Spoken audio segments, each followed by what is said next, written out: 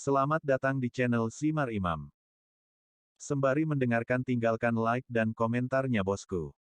Jangan lupa pasang headset kalian. Siapkan kopi dan camilan. Lupakan pahitnya kehidupan. Mari kita dengarkan sambil rebahan. Bab 139, Hutan Belantara. Pertempuran berakhir dengan mulus. Begitu Sumin menggunakan bila anginnya, binatang itu jatuh ke tanah, seluruh tubuhnya dipotong rapi menjadi dua bagian.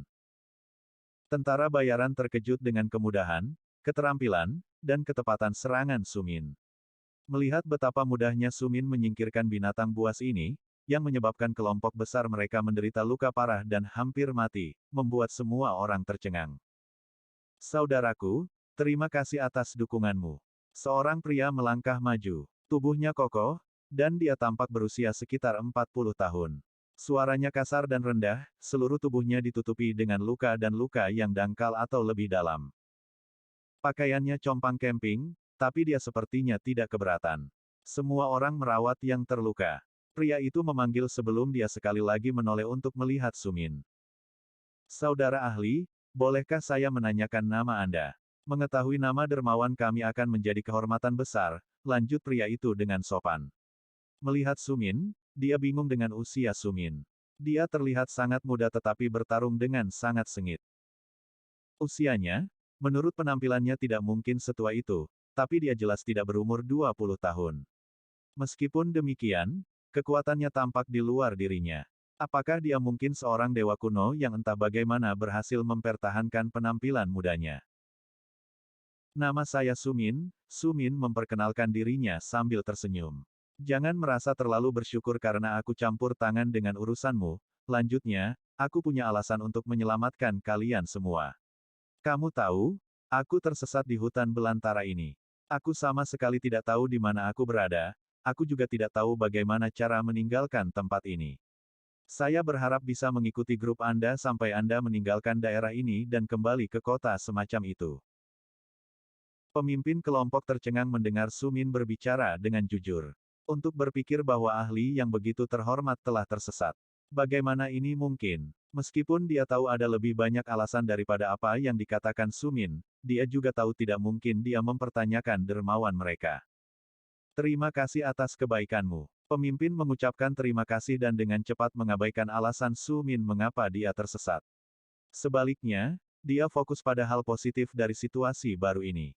Memiliki ahli yang begitu kuat di pihak mereka sudah cukup untuk memastikan bahwa tidak ada saudara mereka yang akan mati. Ketika mereka mendengar bahwa saudara ahli yang memperkenalkan dirinya sebagai Sumin akan bepergian bersama mereka, mereka dengan gembira menyambutnya. Dengan dia, mereka dapat membunuh bertonton binatang buas dan mendapatkan banyak sumber daya, akibatnya, memungkinkan mereka untuk mendapatkan banyak uang. Meskipun orang-orang ini tidak secara sadar memikirkannya, mereka semua tampaknya berharap Sumin menjadi budak pekerja mereka yang akan memotong binatang demi binatang untuk mereka. Aku punya 2 hewan kontrak, beri aku waktu sementara aku melepaskan mereka, jelas Sumin dengan santai. Meskipun demikian, kata-katanya mengejutkan semua orang yang hadir. Dia punya binatang buas, tapi mereka tidak berjalan-jalan dengannya.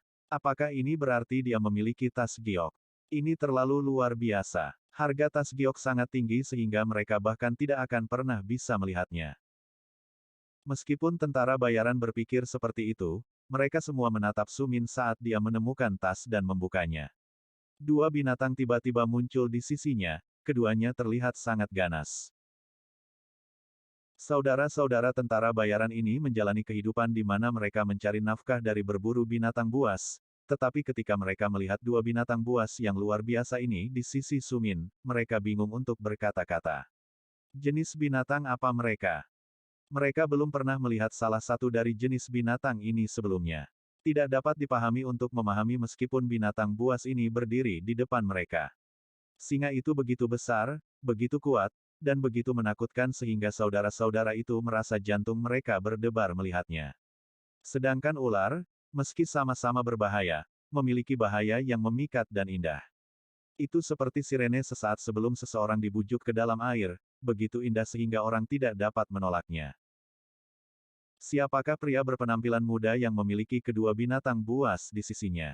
Apakah dia tuan muda dari keluarga besar? Apakah dia seorang penguasa dari negara yang jauh? Atau apakah dia mungkin berasal dari Ruins of the Immortals yang sulit dipahami? Su Min tidak berkata apa-apa untuk menjawab pertanyaan diam saudara itu, sebaliknya, dia memeluk ular dan singa itu. Jelas bahwa hubungan antara ketiganya luar biasa. Berdeham, pemimpin berhenti menatap ketiga temannya dan mengurutkan anak buahnya. Mari kita maju. Kita akan segera meninggalkan hutan belantara ini. Kakak ahli akan membantu kita dengan binatang buas yang kita temui di sepanjang jalan, tetapi kita tidak akan berpuas diri dan membiarkannya melakukan semua pekerjaan. Su Min telah selesai memberitahu Ye Ling dan Cao Cao tentang apa yang terjadi dalam pelariannya. Kedua binatang itu sangat marah ketika mereka mendengar tentang pencarian menyeluruh yang dilakukan orang-orang itu, tetapi kemarahan mereka tinggal ketika mereka mendengar bagaimana penjaga lembah abadi muncul untuk melindunginya. Mereka merasa bersyukur mengetahui bahwa para ahli ini masih menghargai Su Min, dan mereka bersedia membelanya, bahkan merendahkan diri untuk meminta maaf atas perilaku mereka. Ye Ling dan Cao Cao sama-sama dipenuhi dengan kemarahan dan energi yang terpendam sehingga segera setelah kelompok itu berangkat, kedua binatang itu menghilang ke dalam hutan lebat. Kakak ahli, apa yang terjadi? Pemimpin itu bertanya dengan heran sambil melihat binatang itu pergi dengan sendirinya, tapi Su Min hanya tertawa. Mereka sudah lama berada di tas giok, jelasnya, menghindari menjelaskan tentang kemarahan mereka yang terpendam. Sudah waktunya bagi mereka untuk keluar dan meregangkan kaki. Siapa yang tahu apa yang akan mereka lakukan? Su Min berkata dengan santai sambil mengangkat bahu. Jelas, dia tidak mengkhawatirkan binatang buas ini. Pemimpin rombongan mengerti bahwa binatang buas ini agak kuat jika mereka mengikuti tuan ini, tetapi seberapa kuat sebenarnya binatang buas ini, dia tidak tahu. Itu jauh di atas kekuatannya. Ketidakmampuan untuk mengetahui tingkat keahlian mereka sudah cukup untuk membuatnya menghormati anak muda dan binatang buasnya. Perjalanan melalui hutan belantara adalah yang tercepat yang pernah dialami oleh saudara-saudara tentara bayaran ini sebelumnya. Setiap kali seekor binatang buas mendekati mereka, ia akan dibunuh oleh bila angin, dan tubuhnya akan dipotong menjadi dua. Su Min tidak pernah kembali pada kata-katanya ketika dia mengatakan bahwa inti atau tubuh binatang ini tidak menarik baginya. Semua itu dikumpulkan oleh tentara bayaran. Bukan karena Su Min tidak menggunakan inti binatang buas. Hanya saja dia tidak menggunakan inti binatang buas di level ini. Inti binatang bisa membantu teman-temannya mencapai peringkat yang lebih tinggi. Bagi Su Min dan binatang buasnya, apapun di bawah binatang buas bintang 6 sama sekali tidak berguna baginya dan binatang buasnya. Energi yang mereka berikan hanyalah setetes air di laut. Waktu yang dibutuhkan untuk mencerna inti seperti itu lebih lama daripada yang dibutuhkan untuk menyerap energi ini secara langsung dari udara di sekitarnya. Hutan tempat mereka berada tidak sebesar lembah abadi atau hutan yang mengelilingi kota Richu. Tidak banyak monster berpangkat tinggi, dan tidak butuh waktu lama sebelum kedua monster itu kembali ke sisi Su Min. Seluruh tubuh mereka berbau darah.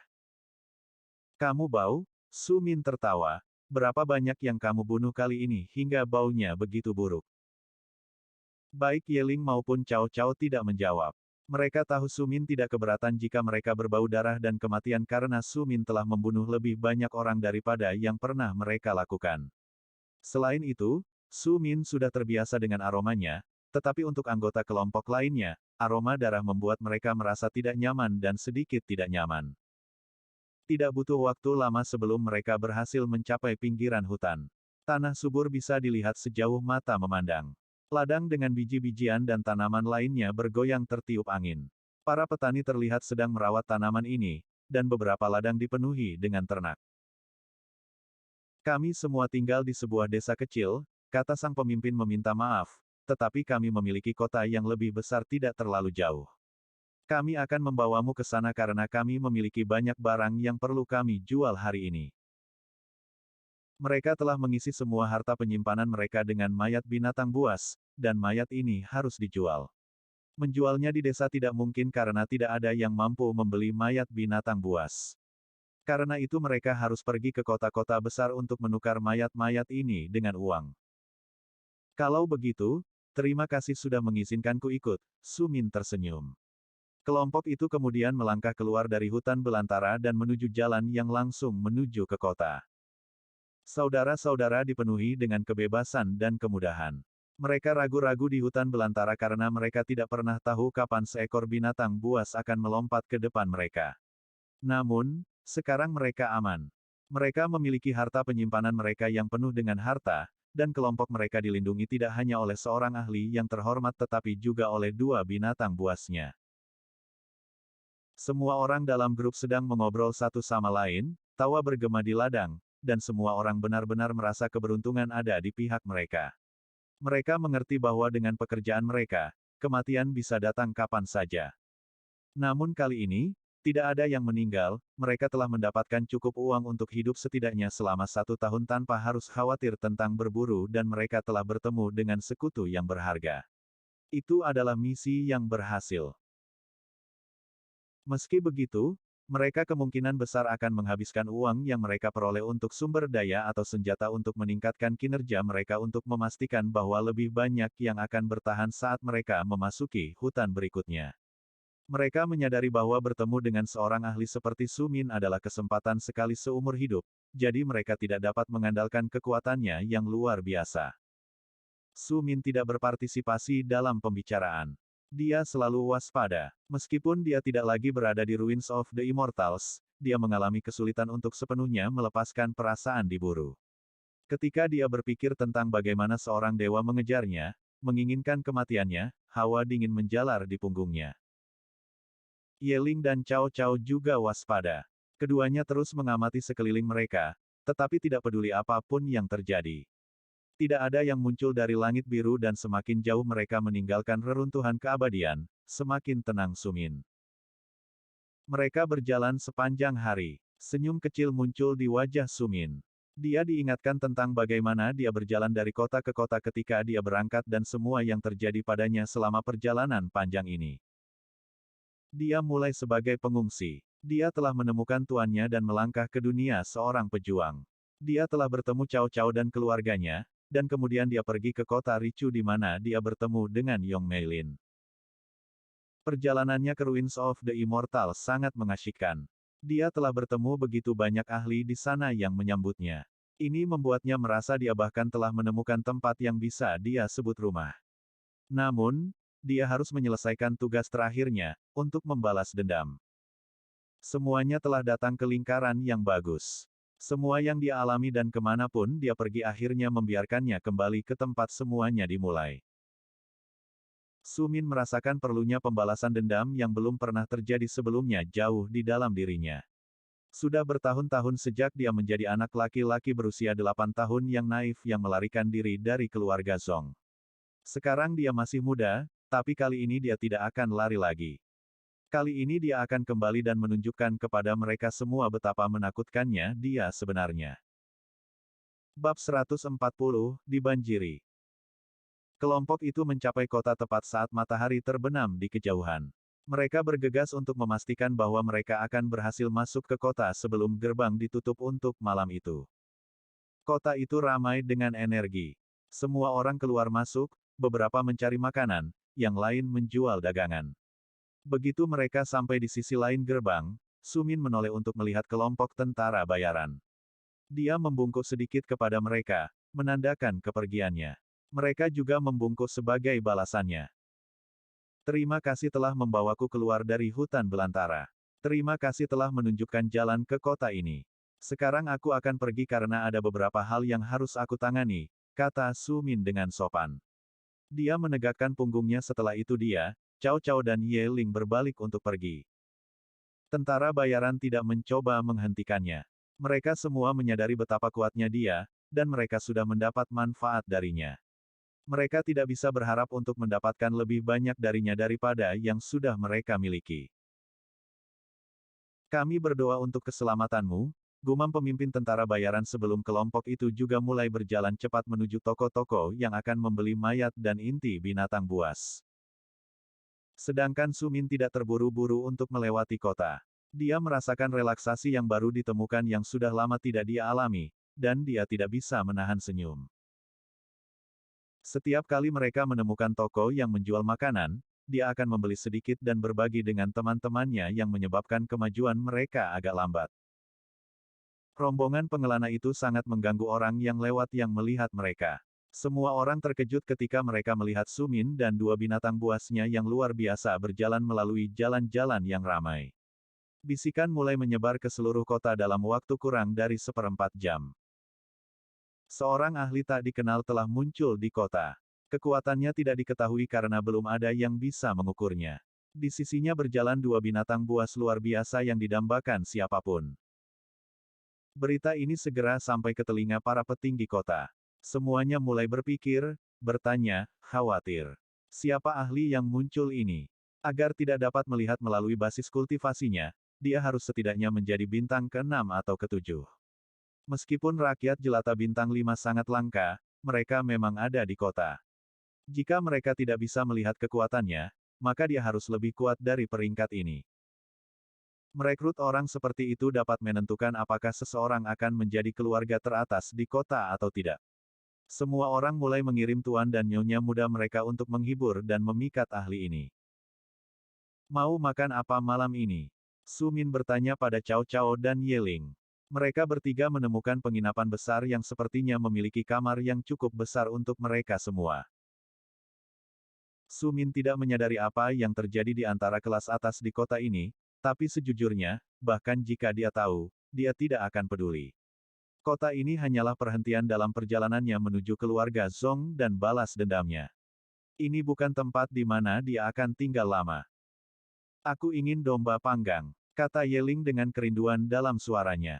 Sementara Cao Cao sepertinya memikirkan pertanyaan itu lebih lama, aku tidak tahu. Dia akhirnya menjawab dengan kecewa pada dirinya sendiri. Aku tidak bisa memutuskan. Maksudku ayam sangat enak, tapi mereka sangat kecil. Daging sapi enak tapi memanggang sapi utuh butuh waktu lama. Aku bisa memilih daging babi, tapi aku tidak ingin makan babi sekarang. Jadi, pada akhirnya, saya pikir saya akan pergi dengan domba seperti Yeling. Mereka tidak terlalu kecil, dan mereka tidak membutuhkan banyak waktu untuk memasak. Cao Cao jelas sedang memikirkan makanan karena mulutnya mulai mengeluarkan air liur saat dia berbicara. Lantai dasar adalah sebuah restoran, dan saat ini penuh sesak dengan orang. Su Min dan teman-temannya tiba di kota saat jam makan malam.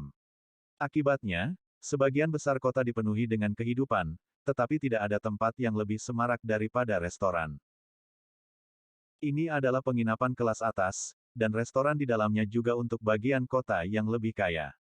Ketika mereka semua melihat pemuda itu dan kedua binatang buasnya memasuki penginapan, semua orang terdiam. Banyak wanita muda, bahkan mereka yang datang dengan pria lain, menatap Su Min dengan rasa ingin tahu. Pakaiannya dikenakan saat bepergian, dan dia terlihat sedikit tidak terawat. Namun, ada aura menarik di sekelilingnya yang memancarkan kekuatan dan kekuatan. Melihat pria yang begitu kuat, semua wanita ini jatuh cinta padanya.